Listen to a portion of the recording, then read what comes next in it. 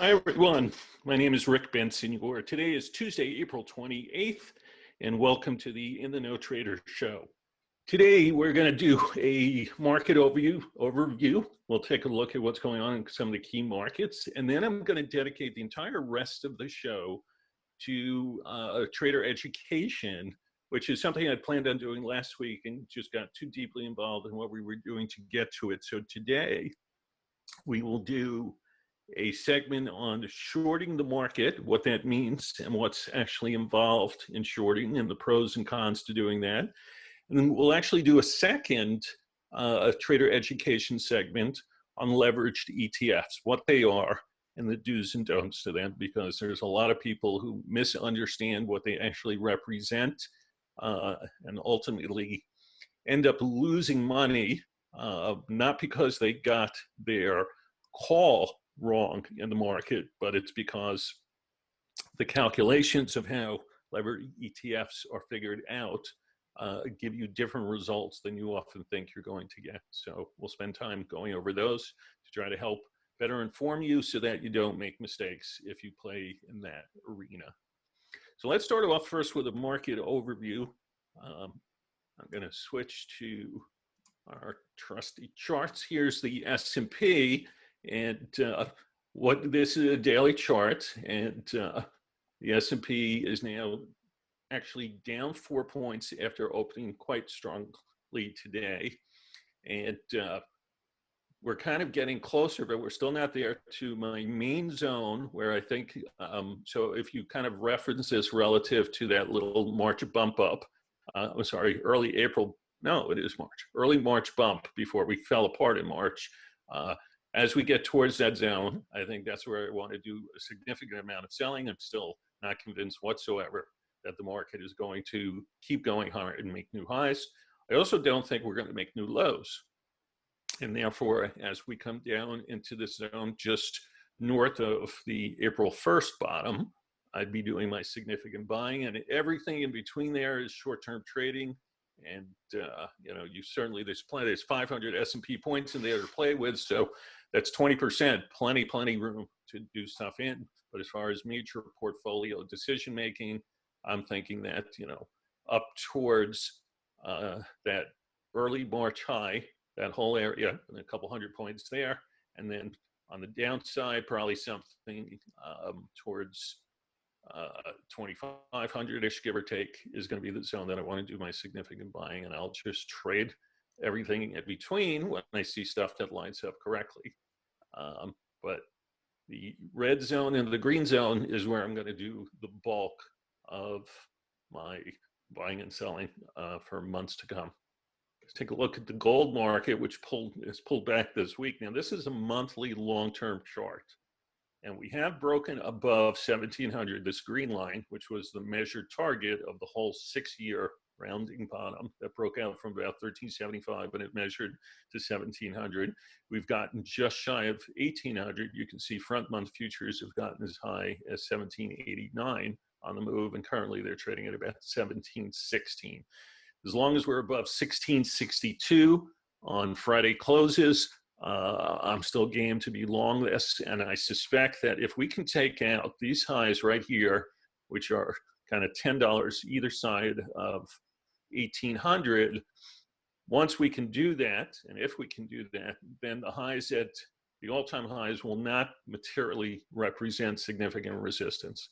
My thought is, if we can get through here at 1,800, this thing should go and make all-time highs. So this is, you know, kind of where we stopped at 1,789 is right into here. If I throw a couple of trend lines across, you'll see, you know, this is those last 3 highs that the gold market made before it fell apart in 2012 and 2013. So this to me really is the last hurdle of resistance. No surprise that we stalled there. But again, as long as we stay above 1,662 and from futures, I think gold is still okay. Let's take a look at the Treasury market. So here's a daily chart of the TNX, and you can see that there's possibly some type of triple bottom going back to March. So the low got all the way down here. Then we touched just beneath 60 in early April, and then we got down to about 55 or so, 54 basis points a week ago. But you've got to get above, I'd say 76 or so basis points in TNX, where they qualified and confirmed close above it to then next target something near 1%. Otherwise, obviously, this is still a heavy chart and very tough to play. So recently, I actually stopped playing it just because it's really tough. I was inclined to think rates could have gone higher after this setup 9 count. They only did quickly, but they came back. So I'm kind of out of playing the bond market right now because we just don't have a clear enough signal to work with. All right, now let's go back. Take our way into what is shorting a stock. A lot of people talk about being short. If you turn on the business news channels, you'll hear some of the people talking about shorting, especially. So if you take a show, for instance, like CNBC's halftime show at 12 p.m. Eastern every day, that is an hour-long show that is a combination of both experts talking about investment ideas as well as trading ideas. And often it involves with them talking about being short something. So let's talk about that because I know it is not something that a lot of people do. And there are definitely pros and cons, and we'll go through what those are. But let's take a look at what it means to short a stock and some of the steps involved. So first we'll go through this whole list and then I'll take each one apart. You must have a margin account with your brokerage firm in order to short a stock. And if you don't have a margin account set up, you need to do that. Essentially, shorting a stock is an event that you do. It's a tactical or strategic decision to look to profit on the potential price decline of a stock. Most people buy stocks looking for price appreciation. Well, what happens if you think a stock that's trading at 100 is going down to 80? Is there a way to play that? Yeah, you short the stock. You actually are doing essentially opposite to what most people do all the time in the sense of buying, looking for something to go up. You can sell a stock looking for the price to go down. Now, if you don't have those shares to sell, you actually end up borrowing them from your broker. So if you want to put it in order to short, let's say, I don't know, pick a stock, doesn't matter. Well, you just use Apple because it's just a heavily traded stock. If you think the price of Apple is going down, you can borrow shares from your broker. You'll then sell those shares in the market. So you actually, if you have this margin account set up, you can actually short the shares.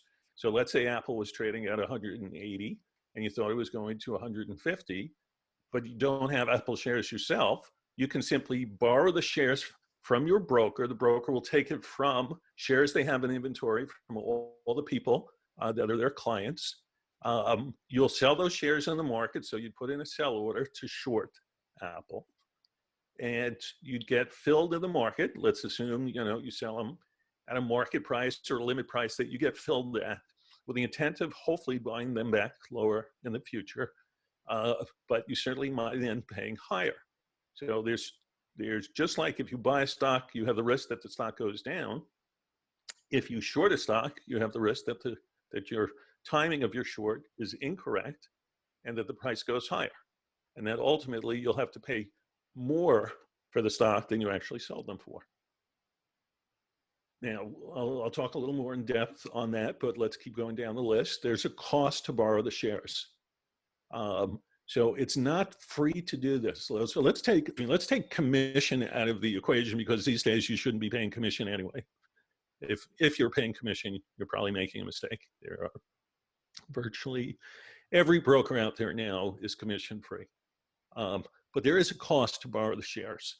And the cost has to do with the margin borrowing rate, as well as the fact that certain stocks, when there are a lot of people trying to short a particular name, those shares become hard to borrow because so many other people have already borrowed them from people who had them that the cost can even go higher to borrow shares.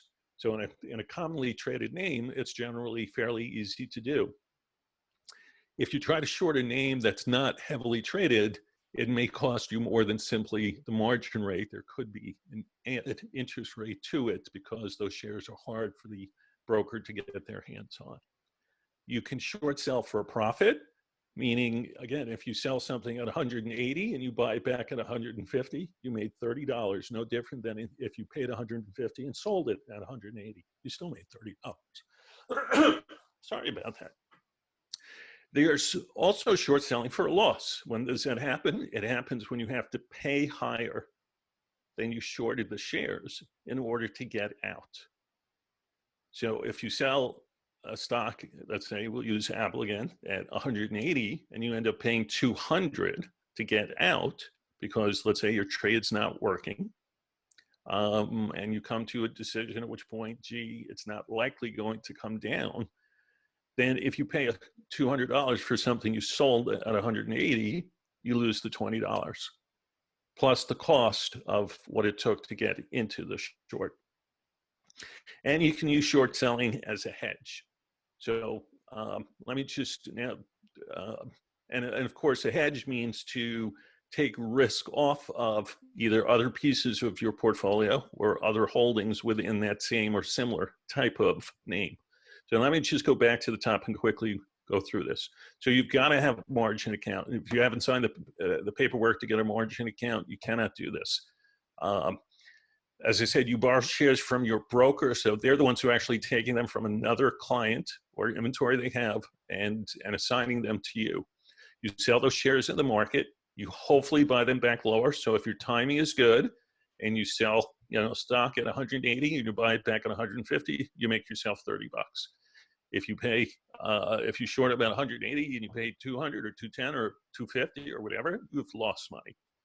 There's a definitive cost to borrowing the shares. Talk to your broker about what the cost is to short a stock.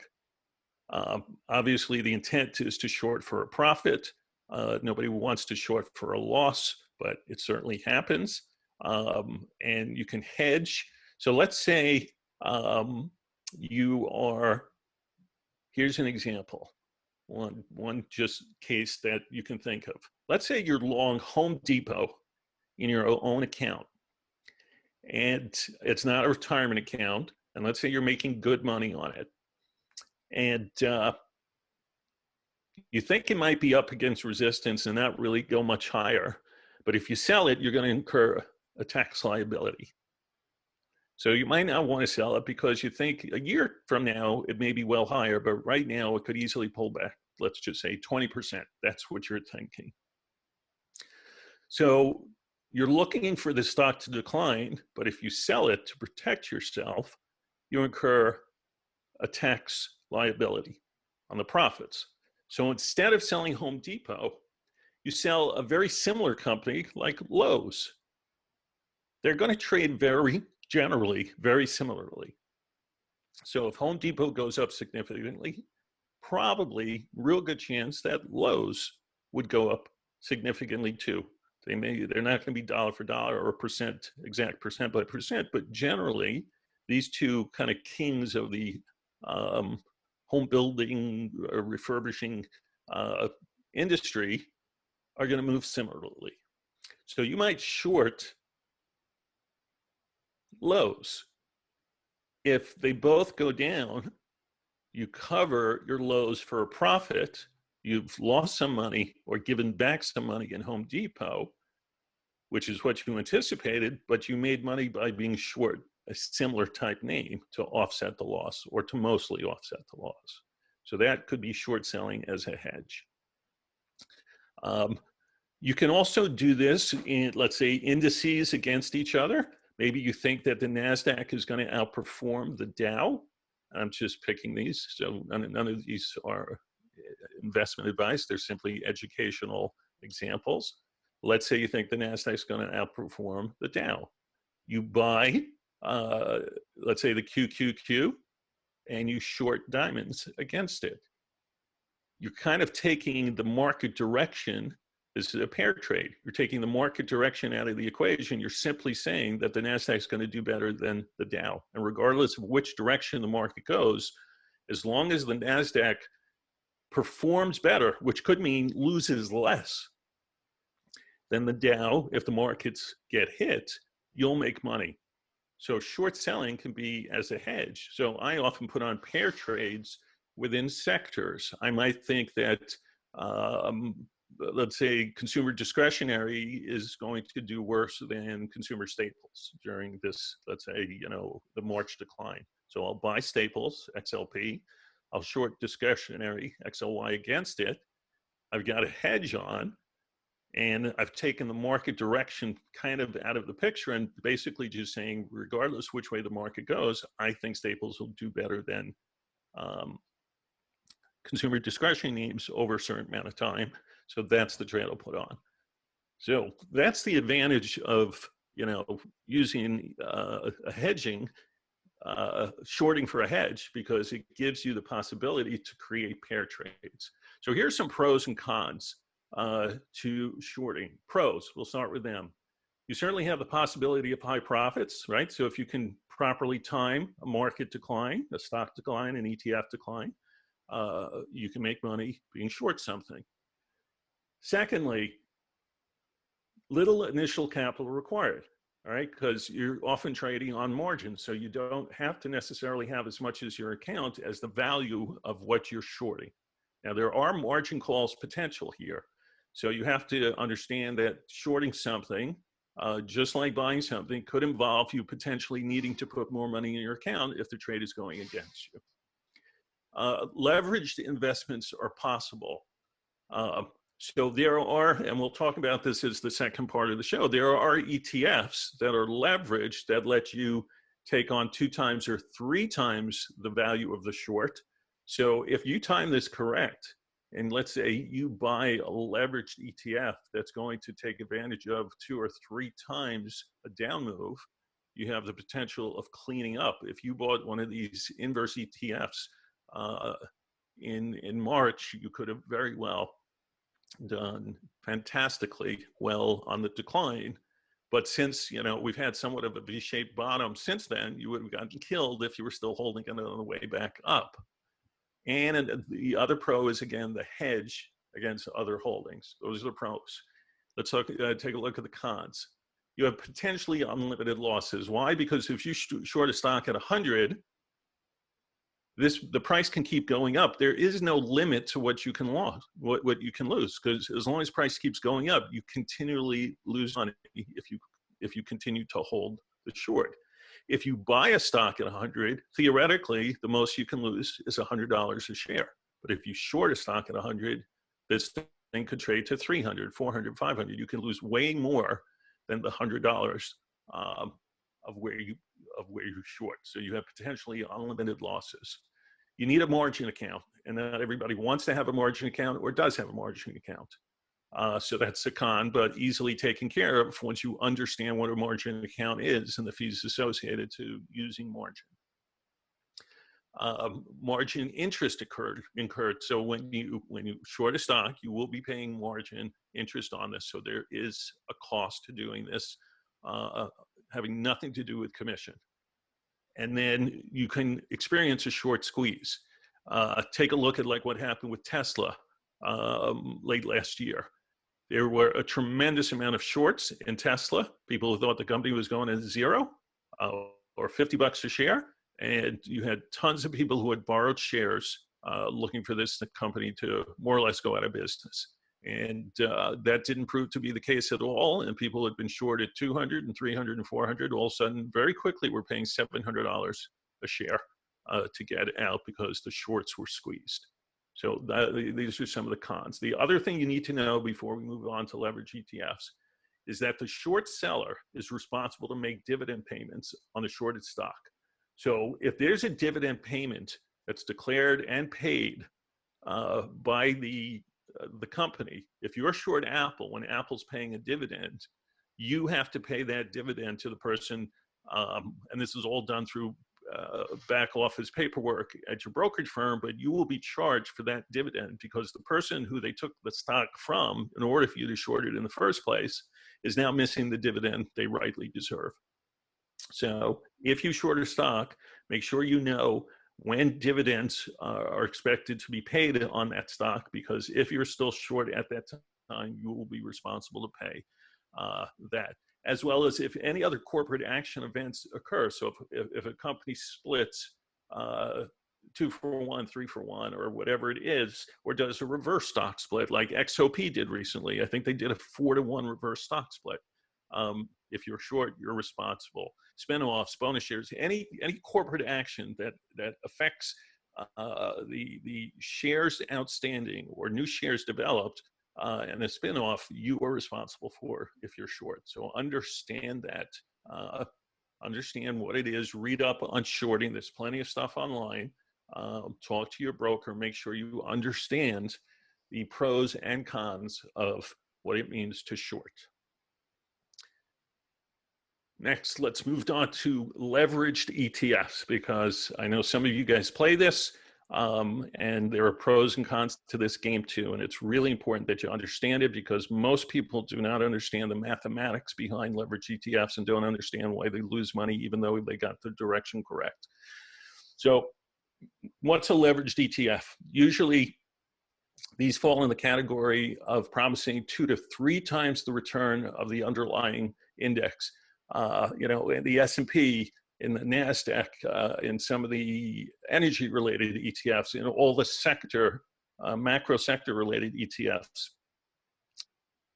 I think there are virtually leveraged ETFs for every one of these. For gold, there are leveraged ETFs. For gold miners, there are leveraged ETFs that promise to give you 2 to 3 times what the underlying index is. So first, if you're going to trade them, you have to know what the underlying index is. You can't just say, oh, I'm buying a gold ETF that's going to pay me 3 times the return of gold. Is it 3 times the return of gold futures, of spot gold, or is it gold mining shares? You need to know what that underlying index is. The problem with these is that once you hold them beyond, they will give you that return for the day that you play them. So if the S&P is up 1% and you're long a double levered ETF, you will get 2% return for that day. If you bought it, let's say right on the open, or you capture the entire day's range. For the single day that you partake in the ETF, you will get that 2 to 3 times, or darn close to it. The problem is what happens after you hold it for more than the single day. You get a gap in performance. So here's an example. Let's say the S&P is up 5% in a quarter. Why doesn't the 2 times leverage ETF give you a 10% return? You think it should, right? That's what we're promising. We're going to give you 2 times the return of the underlying index. So here, let's take a look. The expense ratio is one of the reasons why levered ETFs don't give you the same performance. You can trade, let's say, Spiders, the most liquid of all ETFs out there, that trades hundreds of millions of shares a day. I think it's for between 3 and maybe 6 or 7 to 9, depending upon which one you use, basis points a year in expense ratio. The levered ETFs are often close to 1%. So you're already going to have a differential right there. But a lot of times the difference in performance is way more than 1%. So there has to be other things besides simply the expense ratio that affect this. And it's the impact of daily leveraging. Leveraged ETFs, those that promise you 2 and 3 times the return of the underlying, are rebalanced every day. And because they're rebalanced every day, volatility in the marketplace is your biggest enemy.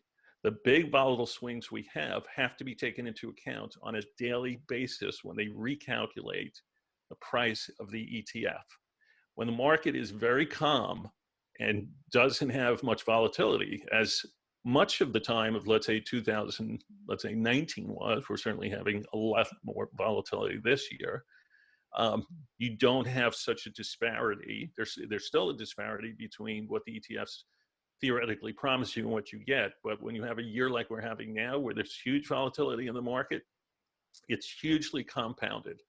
And this brings the daily returns completely out of whack because of the mathematics. So here's kind of a simple example. And I want you to think about this in terms. Let's say the S&P falls 5% on a Monday.